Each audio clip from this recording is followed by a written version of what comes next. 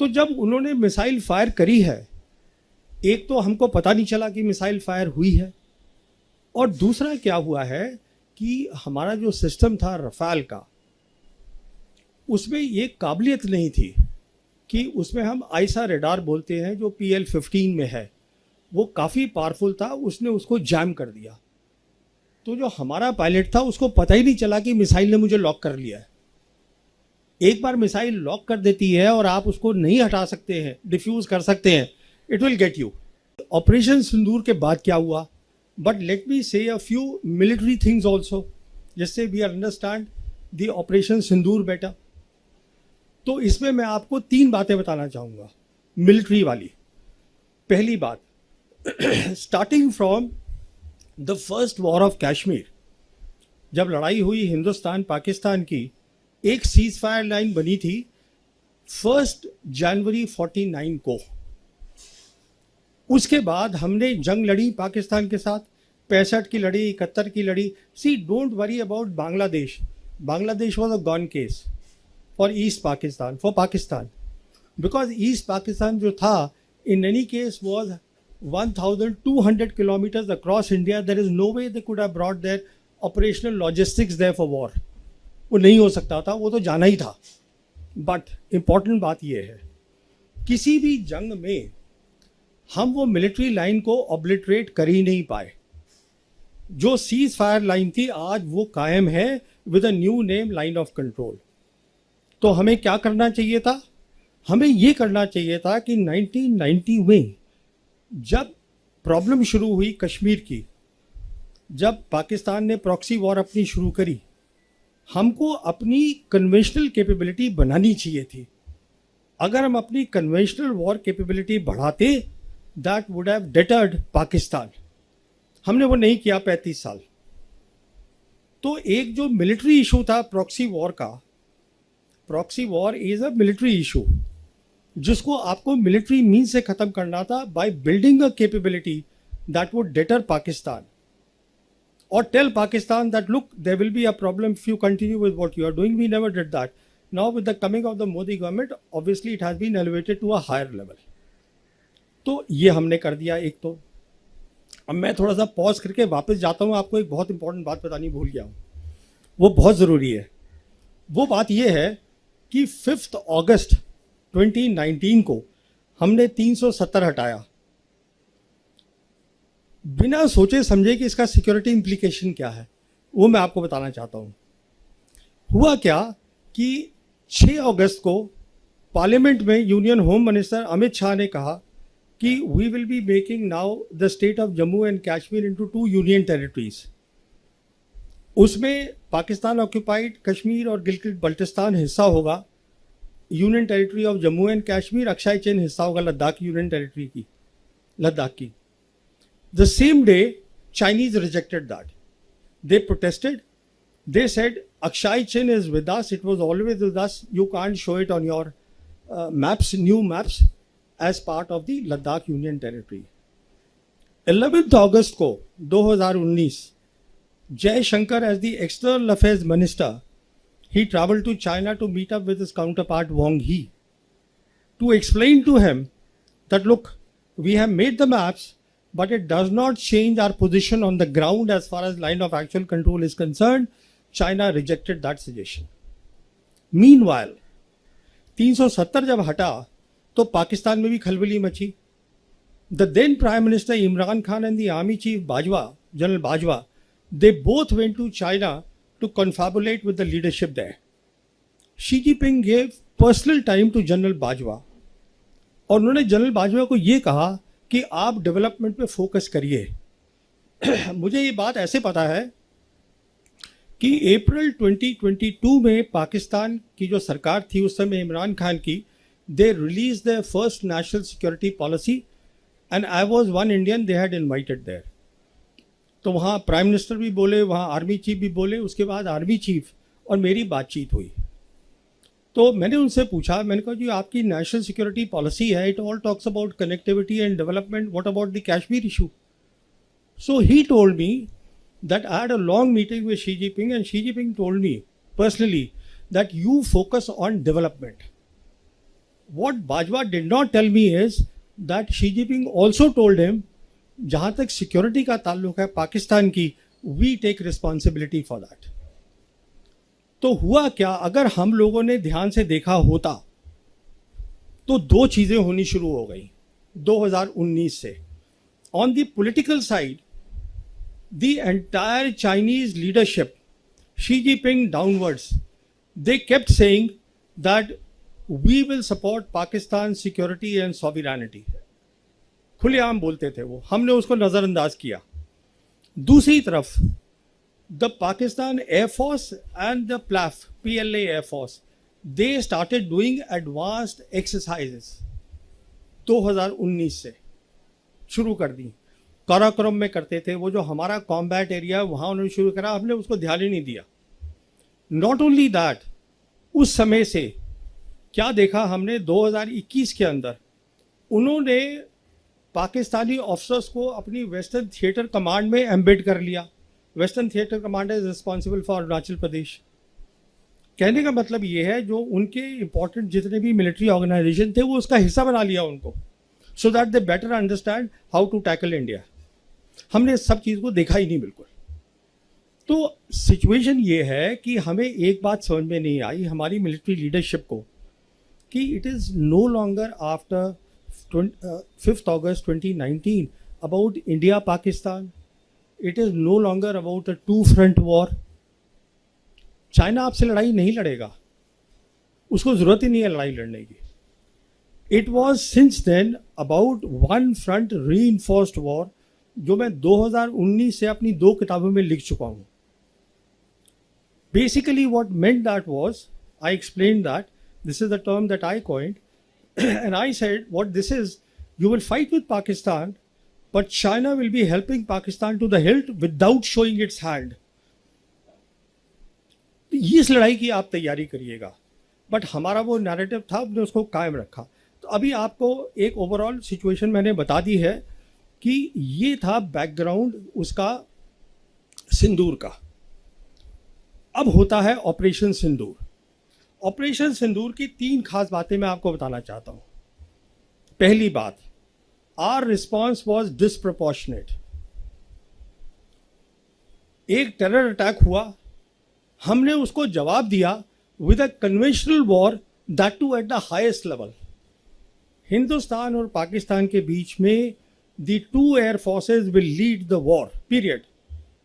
और ये हमने पहली बार नहीं किया, हमने किया था बालाकोट में पहली बार 2019 में, and we expose the limitations of the Indian air force. मिसाल के तौर पर हमने बालाकोट में, हमारी एयरफोर्स ने ऑपरेशन बंदर करा, चुपके से जाकर, वी कॉट देम अनअवेयर, उनके रडार्स बंद थे, we cross their air space, और हम अपना BVR छोड़ कर आ गए. Next morning they retorted, they came back to us with a response which is what they call the operation swift retort. याद होगा आप लोगों को, दिन के टाइम उन्होंने किया. और उनका फोकस क्या था? उनका फोकस था military targets, not non military targets. आप कभी एयरफोर्स नॉन मिलिट्री टारगेट्स पे इस्तेमाल नहीं करते बाबा. उनका फोकस था मिलिट्री टारगेट. और उन्होंने क्या देखा, हमारी इलेक्ट्रॉनिक वॉरफेयर बहुत कमज़ोर थी. सिंपल वर्ड्स में इलेक्ट्रॉनिक वॉरफेयर का मतलब ये होता है कि काबिलियत की आप दूसरे का कम्युनिकेशन को जैम कर दे. तो हमारे जो ऑफिसर थे उनका कम्युनिकेशन जैम हो गया, he was taken prisoner of war. हम कुछ लेसन नहीं सीखे, बट वो सीख गए कि इलेक्ट्रॉनिक वॉरफेयर पे फोकस करो. This is the key to the modern warfare. Electronic warfare होता है what is called, I won't give a technical explanation, it is something that is called electromagnetic spectrum. बहुत ज़रूरी चीज़ है. होता क्या है कि एटमॉस्फेयर में 7 तरीके की इलेक्ट्रोमैग्नेटिक वेव्स हैं. एक मिसाल के तौर पर है विजिबल लाइट. जैसे आप लोग मुझे देख रहे हैं, मैं आपको देख रहा हूँ, this is only possible because visible light है. सिमिलरली एक एक्सट्रीम पे है उनके रेडियो वेव्स, जिससे हम कम्युनिकेशन करते हैं. एक्सरे होती है जो हमारी एक्सरे मशीन में काम आती हैं. माइक्रोवेव है जो हम माइक्रोवेव चलाते हैं. कहने का मतलब ये है ये जो चीज़ है इलेक्ट्रोमैग्नेटिक स्पेक्ट्रम, अगर आप किसी भी फौज के पास एक काबिलियत है इसमें compete करने की, तो वो लड़ाई जीत जाएगा। दूसरा अगर उसमें नहीं compete कर जाएगा, वो लड़ाई हार जाएगा। It's simple as that. This is today the crux of the modern warfare, to have a superiority in the electromagnetic spectrum, and the part of that is electronic warfare. How do you jam the communication of the enemy? This is the lesson that they learned. As a consequence of that, देखिए हमने अपनी आंखों पे पट्टी बांध दी। क्यों पट्टी बांधी वो बताता हूँ मैं। क्योंकि प्राइम मिनिस्टर मोदी ने मई 2014 में जब ये आए हैं, इन्होंने अपनी पहली कंबाइंड कमांडर कॉन्फ्रेंस करी अक्टूबर 2014 में, जिसमें इन्होंने ये कहा कंबाइंड कमांडर्स को कि जो हमारा एनिमी है वो विजिबल है, थ्रेट जो है, no, enemy is invisible, the threat is known. It's a famous statement now made by the prime minister, basically saying that we have to focus on the terrorist and not on the Pakistan which is harbouring the terrorist और which is the hub of the terrorism. तो वो focus वो बन गया कि सब conventional war हमें करनी है, हमें काउंटर टेररिज्म को करते रहना है। उसी समय मुझे याद है एयर चीफ हमारे होते थे, एयर चीफ मार्शल अरूप राहा। मैंने उनसे पूछा भी था, मैं कहा ये आप कर क्या रहे हैं, because he started asking a role कि एयरफोर्स का भी रोल होना चाहिए। अरे बाबा, एयरफोर्स को ये था कि सारी ग्लोरी इंडियन आर्मी को मिल रही है, तकमे मिल रहे हैं, उनको ऑनर मिल रहा है टेररिस्ट मारने का, तो हमें मिलना चाहिए।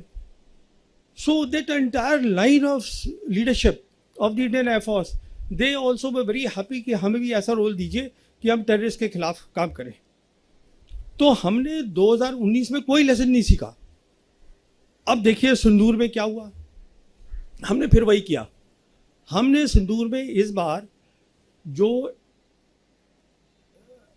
पाकिस्तान की जो सरहद है उसको हमने ब्रीच नहीं किया, एयर स्पेस को स्टैंड ऑफ वेपन से, but we hit the terrorist target, वो हमने किया। पर इस बार वो तैयार बैठे थे।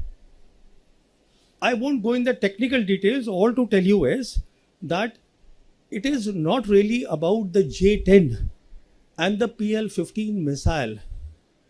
It is about the ecosystem that was backing that. And when I say ecosystem, what am I talking about?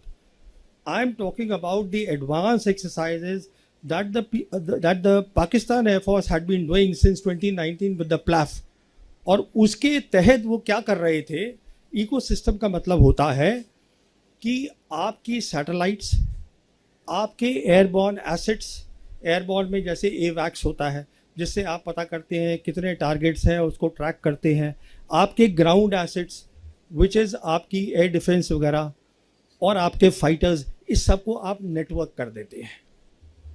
इसका मतलब ये है कि एक तो जो अगर आपका जो हवाई जहाज है, मान लीजिए वो सिर्फ 400 किलोमीटर्स तक देख सकता है, but because now it is linked with the satellite, अब वो 1000 से ज़्यादा देख सकता है। Even before the enemy sees you, you see the enemy. ऊपर से आपने अपनी electronic warfare, as I told you, they focused there after 2019 Balakot. तो जब उन्होंने मिसाइल फायर करी है, एक तो हमको पता नहीं चला कि मिसाइल फायर हुई है, और दूसरा क्या हुआ है कि हमारा जो सिस्टम था रफाल का, उसमें ये काबिलियत नहीं थी कि उसमें हम आईसा रेडार बोलते हैं जो PL-15 में है, वो काफ़ी पावरफुल था, उसने उसको जैम कर दिया। तो जो हमारा पायलट था उसको पता ही नहीं चला कि मिसाइल ने मुझे लॉक कर लिया है। एक बार मिसाइल लॉक कर देती है और आप उसको नहीं हटा सकते हैं, डिफ्यूज़ कर सकते हैं, इट विल गेट यू। तो what I am saying is that it is one part, buying the fighters, buying the PL, the missiles. The key thing is आपको इसमें बहुत ट्रेनिंग करनी पड़ती है। अभी जैसे हमारे यहाँ फोकस होता है कि आप फाइटर खरीद लीजिए साहब, रफाल ले लीजिए, अरे उससे कुछ नहीं होगा। इसलिए नहीं होगा क्योंकि अब वो वक्त चला गया जब डॉग फाइट्स हुआ करती थी कि एक हवाई जहाज दूसरे से भिड़ गया। Now we are living in the age of beyond visual range missiles. 300, 350 kilometre, 200 kilometre से फायर कर रहे हैं। वो आप तभी फायर करेंगे ना अगर आपके पास एक इकोसिस्टम है, जिसको पाकिस्तान एयरफोर्स ने समझाया इंटरनेशनल मीडिया को, that is called the multi domain operations. with a special focus on electronic warfare, and this takes years and years. So by doing a disproportionate response, let me tell you a key reason जो मैं आगे आऊँगा अभी, why Pakistan's profile has gone up in the world capital. A key reason of that is, there are two key reasons.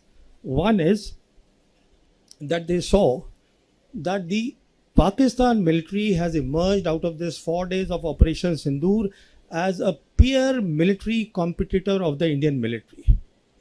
बहुत बड़ी बात है, ये peer competitor उनको दिखाई दिया, तो उनकी जो मिलिट्री पावर की जो वो थी, औकात थी, वो बहुत बढ़ गई. They have the military power. And the second thing that the world saw is that the Chinese stood by them. Chinese are the people who had the gumption to walk the talk. बहुत बड़ी बात है. तो पहली तो ये बात हुई, डिस्प्रोपोर्शनेट रिस्पॉन्स से हमने अपनी इंडियन एयरफोर्स की काबिलियत को दिखा दिया और हमारे लॉसेज हुए हैं. I don't want to go into those losses at this stage. तो कहने का मतलब ये है कि आप जो हम बोल रहे हैं, देखिए, we have to be objective about things. और ऑब्जेक्टिविटी हमें ये बताएगी कि अगर आप ज्योग्राफी देखिए पाकिस्तान की ज्योग्राफी ऐसी है जो इलोंगेटेड है, उसमें डेप्थ नहीं है. उसकी जितनी भी एयरफील्ड्स हैं वो 2050 किलोमीटर के अंदर अंदर हैं सारी की सारी मैक्सिमम. और जो हमारा S-400 है, हमारे ब्रह्मोस है, वो उसको इजीली कवर कर सकता है. Now what they have done is they have gone to China, and China is giving them a deadly combination of what is called the J-35A and the HQ-19, which is the air defense system, बहुत powerful air defense system है.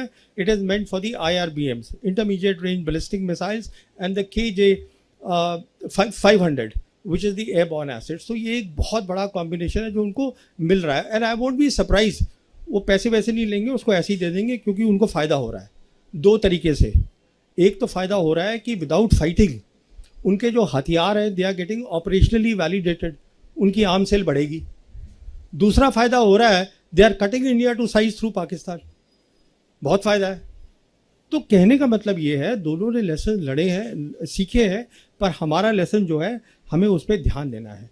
दूसरी बात, new normal create करा है. जैसे बताया था अभी कि ये पॉज हुआ है, सीज फायर नहीं है, कि जहाँ पर दोनों साइड बैठ के बात करती हैं और तय करती हैं कि ठीक है ये टर्म्स होंगी सीज फायर की. ऐसा कुछ नहीं है, कोई भी साइड इसको लिफ्ट कर सकती है. कहने का मतलब है, we are today living at the age of war. Please understand what I am saying, because we are up against a combination of Pakistan and China, and it's extremely lethal. As I said, it's a one front reinforced war that we are looking at. And all this talk that I keep hearing, कि अब drones चाहिए, of course you need drones, but more than drones, what you need is, in which nobody is talking about in my country, are the capabilities in the virtual domains of war. And when I say virtual domains of war, I am talking of three things. I am talking of electronic warfare, which is the electromagnetic spectrum. I am talking of cyber capabilities, and I am talking of space. They all link up. Because if you lose here, you lose the war. Simple. Communication आपका बंद, आपको दिखेगा नहीं, आप blinded. It's over. The war is over. क्या लड़ेंगे आप? तो वो आपको पहले बनाना है. फिर आपको एयरफोर्स का इकोसिस्टम बनाना है. So all these things are there, and we are living dangerously.